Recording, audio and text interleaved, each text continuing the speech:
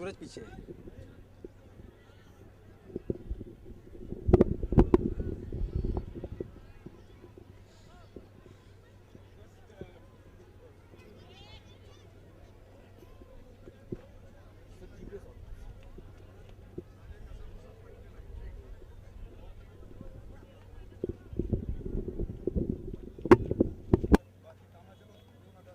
इधर इंटरव्यू ले लो, हमको इधर उतरना पड़ेगा। कुछ पूछना है तो पूछ लो फिर हम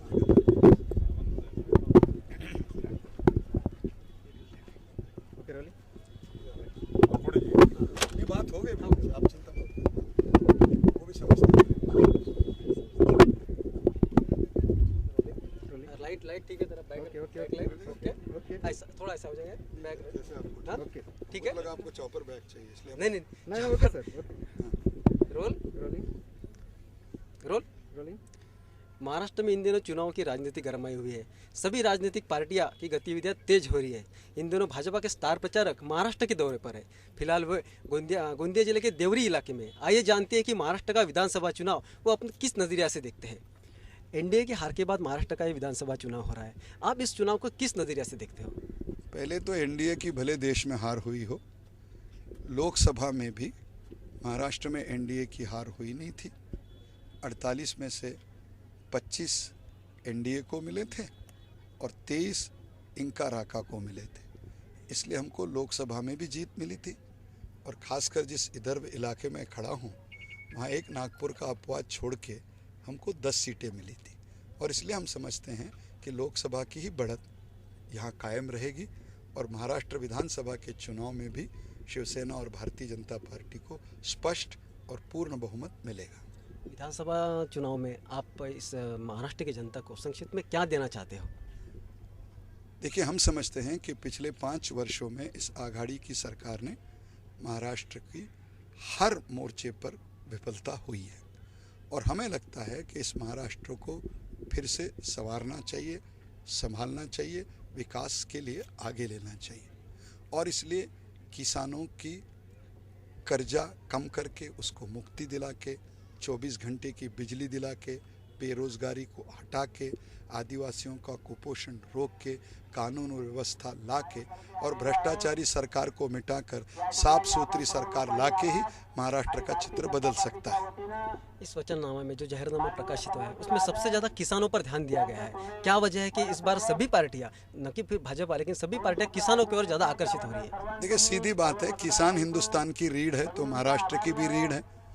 और अगर 5 मतदाता देश में हैं तो 4 किसी न किसी रूप से किसान के परिवार से ही संबंधित होते हैं। तो किसानों में ध्यान देना इसमें आश्चर्यजनक कोई भी बात नहीं है। क्या लगता है आपको महाराष्ट्र में आपकी लड़ाई जो है कैसी होगी, किसके साथ होगी और क्या चित्र होगा, क्या अपेक्षित है? देखिए, लड़ाई तो मुख्य रूप से हम समझते हैं कि राका और इंका के आघाड़ी से ही होगी, लेकिन कहीं कहीं बसपा, सपा, आरपीआई के और कुछ गुट, कुछ निर्दलीय, कुछ निर्दल हों, कुछ बागी, ऐसे लोग मुझे दिखाई देते हैं।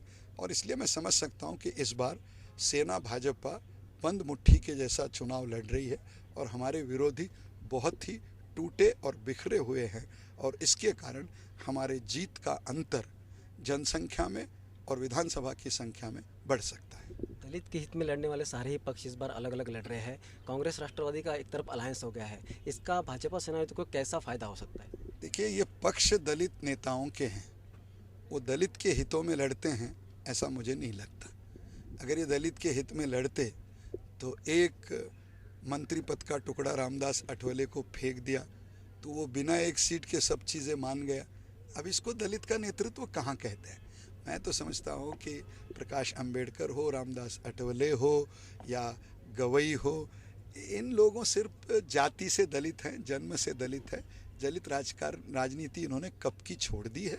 हाँ, निश्चित रूप से मायावती बची है जो डट के दलितों की राजनीति कर रही है और इसलिए शायद उन्हें समर्थन मिल रहा है जिस पर ये जल रहे हैं।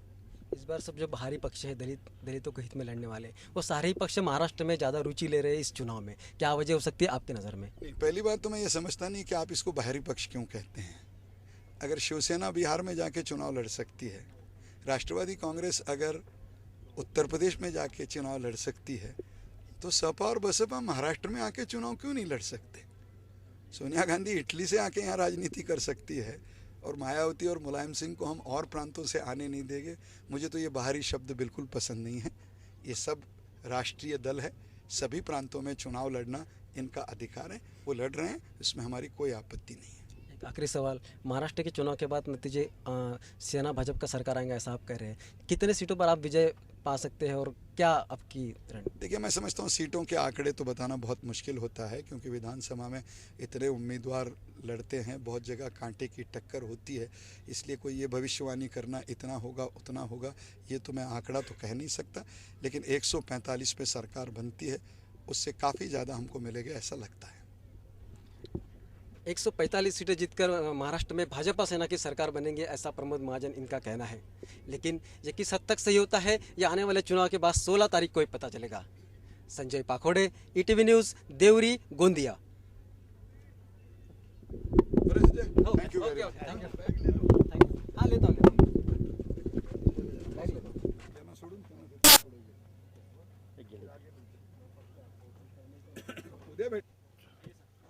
अरे वो